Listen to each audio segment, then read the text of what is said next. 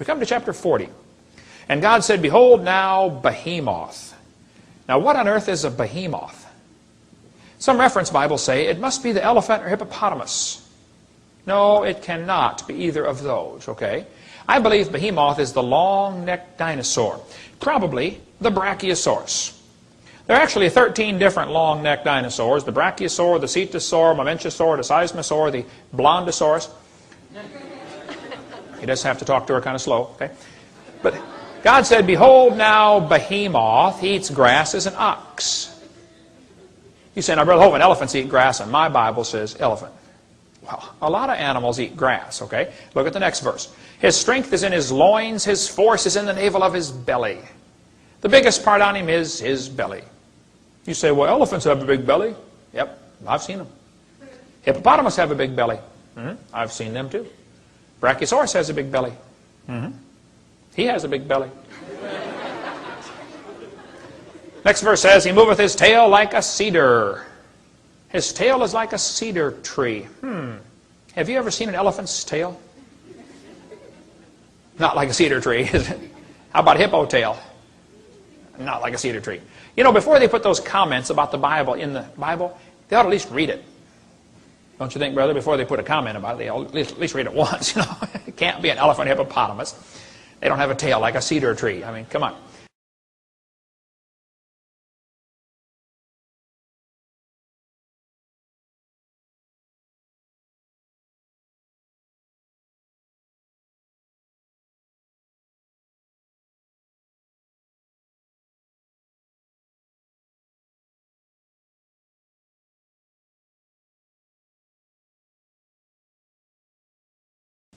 See, the translators in the King James translation did not know a lot about dinosaurs.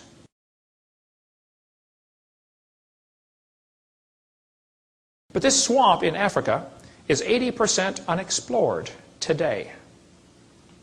Did you know there have been about 30 expeditions into that swamp in the last 20 years? They all come back saying there are dinosaurs still alive.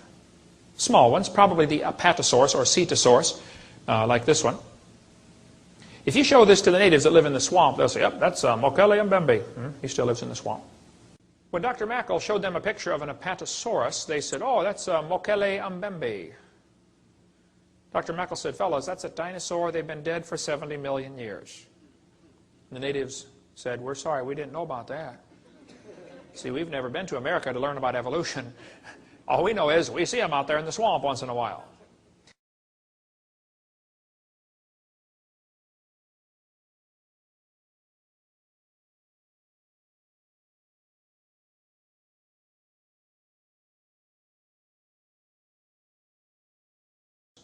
One group got an audio tape of it making a roaring sound, sort of like a gecko lizard makes when its skin flaps out on its throat, and it flaps back. They got 5 minutes of this roaring sound. I've got a tape of it at home somewhere. I haven't been able to locate it for a while.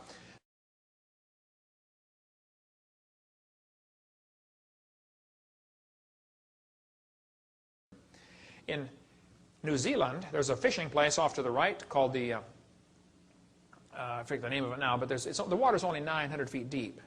The rest of the ocean's a lot deeper than that. But the Japanese do a lot of fishing right there.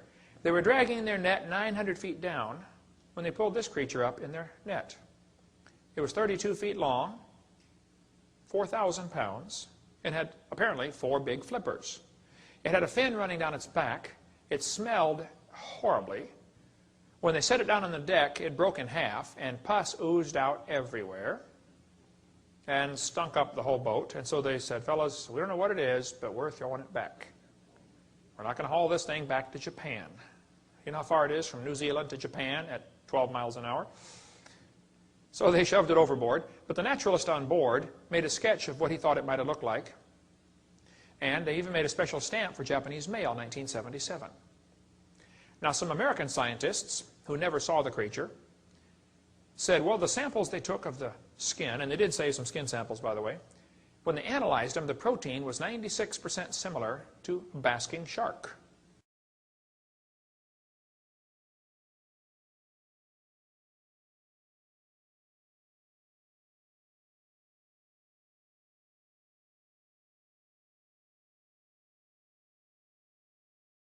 In 1925 in California, This creature washed up on the beach. California's Nessie. I talked to the man who wrote this article, William Roberts. He said, Brother Hovind, it's really strange. I went to Berkeley to the archives, and I got pictures of this creature laying on the beach. There were many excellent photographs of this creature. He said, when I published my article in Skin Diver magazine, 1989, I got so many calls, people said, wow, that's amazing. Do another article.